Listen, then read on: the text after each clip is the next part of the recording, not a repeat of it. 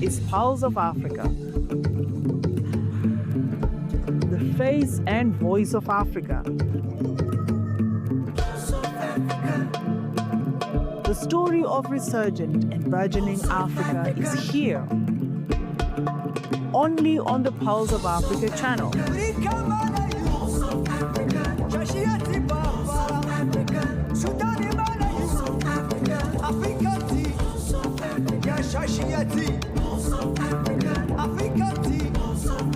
Pulse of Africa, the face and voice of Africa.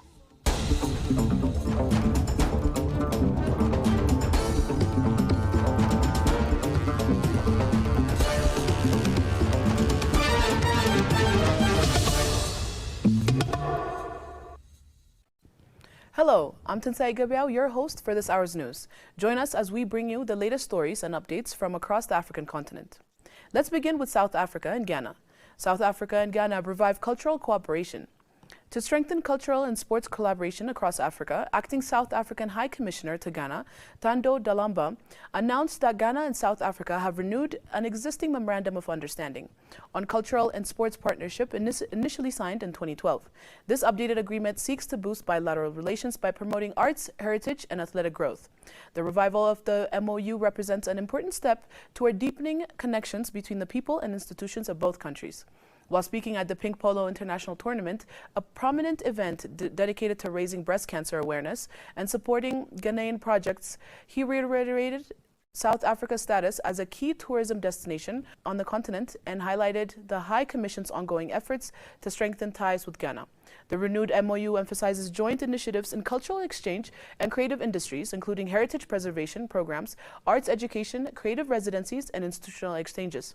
It also covers sports development through collaborative events, training programs, and youth engagement efforts, further advancing cooperation and partnership across Africa.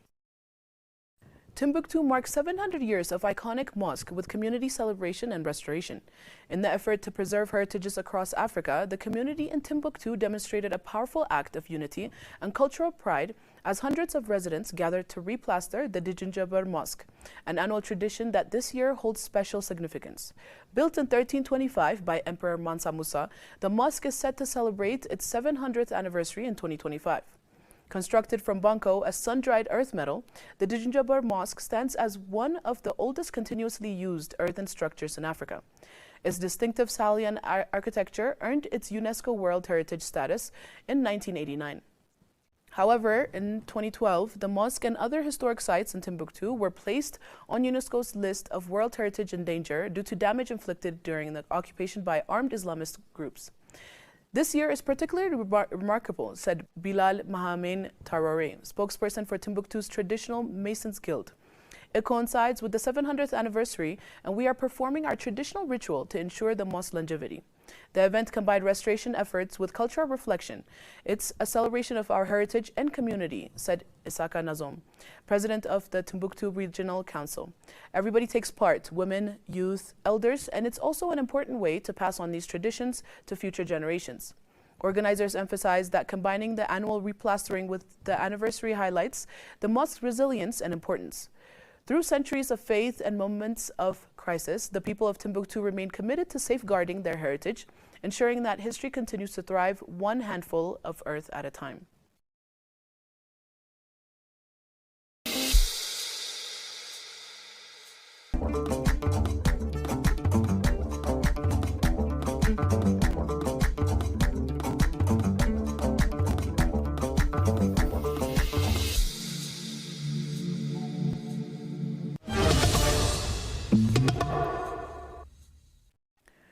Tunisia, a new exhibition highlights Italian influence on Tunisian architecture. In efforts to preserve African heritages, the recently restored Ahmed Bey Palace in Tunisia hosted the Italian Renaissance exhibition last week. This traveling exhibition, which initially opened in the coastal city of La Marsa before moving to Tunis, emphasizes the influence of Italian architecture on Tunisian buildings throughout history. The goal of this exhibition is to showcase the architectural and decorative impacts of the Italian community present from the 16th to the 20th century, explained architect Hussam Ideni Otamani. Geographical and historical factors are well understood. Tunisia is the closest African country to Italy, added historian Ahmed Al-Sadawi. Built in 1847, Ahmed Bey Palace itself exemplifies Italian architectural influence, serving as a symbolic starting point for the exhibition. The display features various structures from mosques to beylical palaces and ruler homes in the Medjugorje Valley. Italian presence was particularly prominent in the 17th century, seen in palaces and throne rooms like the Bardo Palace, which features the Moroccan-style Italian hall, and in the mosques such as the Sabaghin and Hamoud mosques, which incorporate Baroque elements, noted Al-Sadawi. Organized by the Nost House Association, the Italian Renaissance exhibition aims to preserve Tunisian cultural heritage. The organizers described the initiative as both educational and cultural. Globalcom is taking Nigeria's heritage on global stage. Globalcom's renewed support for the Ofala festival highlights how African culture traditions can be elevated globally by reaffirming its commitment to the ancient celebration of the Igbo people and the Onitsha monarchy. The company is transforming a regional event into an internationally acclaimed cultural showcase. This partnership emphasizes the importance of blending tradition with innovation, proving that Africa's rich heritage can thrive alongside modern technology and economic progress. As Namakia Madugbuna noted, the sponsorship reaffirms a collective sense of identity, unity, and aspiration, stressing that preserving cultural roots remains essential amid digital advancement. Inspired by Chinua Achebe's words, the festival reminds us that Africa's strength lies in history and culture, which underpin progress. The celebration focuses on Igbo heritage, creativity, and unity demonstrates the relevance of African traditions in today's world, fostering pride and global recognition. Globalcom's role in elevating the Ofala to the level of festivals like Brazil's Carnival and India's Holi showcases how African culture events can gain worldwide visibility, promoting greater understanding and appreciation of Africa's diverse cultural legacy. African leaders to lead water, sanitation, and climate resilience at Madrid Summit. As Africa contends with escalating droughts, floods, and water insecurity, leaders and ministers from across the continent are preparing for the 2025 Sector Ministries meeting on October 22 to 23 in Madrid, Spain. Organized by Spain, UNICEF, and the Sanitation and Water for All Partnership, the summit will bring together officials from over 60 countries, including water sanitation, environment, climate, and finance ministers. The theme, Breaking Silos, uniting political leaders to integrate water, sanitation, and climate action, highlights the urgency of coordinated efforts to safeguard communities and boost climate resilience. The summit will address the rising impacts of droughts, floods, and water shortages, offering a platform to share progress, build partnerships, and commit to concrete action. According to WHO UNICEF data, nearly 400 million people in sub-Saharan Africa lack safe drinking water, and over 700 million lack safely managed sanitation, worsened by climate shocks like droughts and floods.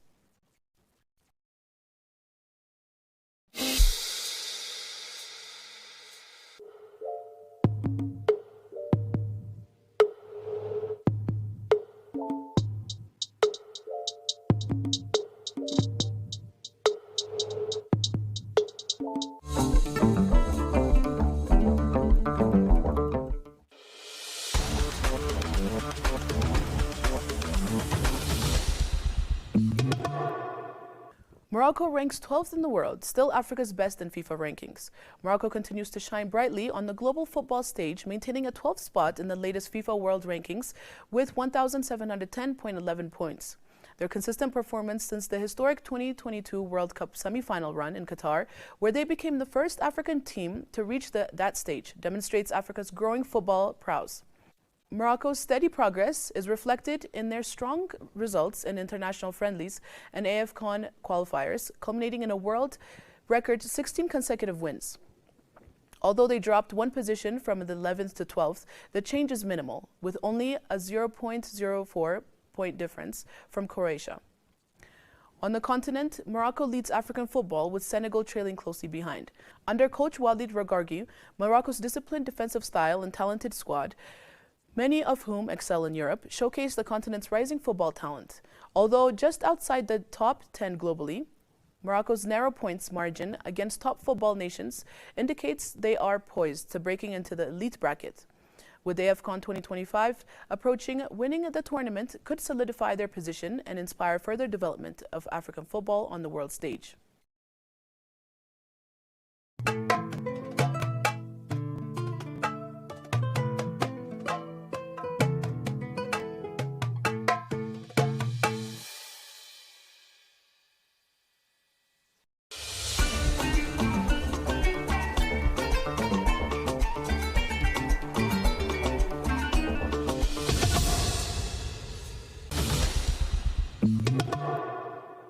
Finally, Wildcat and Zaba headline SA team for World Athletics cross-country champs. The selection of Adrienne Wildcat and Glenrose Zaba to lead South Africa's teams at the 2026 World Athletics Cross-Country Championship in Tallahassee signifies a positive step towards enhancing athletics across the African continent. Wildcat's impressive 10th place finish at the recent World Championships and Zaba's record-breaking performances highlight the growing talent pool within Africa's middle and long-distance running disciplines. Their leadership, along with a strong squad of emerging athletes, underscores Africa's potential to shine on the global stage and inspires the development of competitive athletics programs continent-wide. This event offers an opportunity to showcase Africa's athletic prowess and motivate young athletes to pursue excellence. As South African officials call for national support, it emphasizes the importance of collective effort in elevating athletics across Africa. The achievement and ambitions of these athletes not only reflect individual excellence, but also symbolize Africa's rising presence and potential in international sports, encouraging investment and growth in African athletics infrastructure and talent development.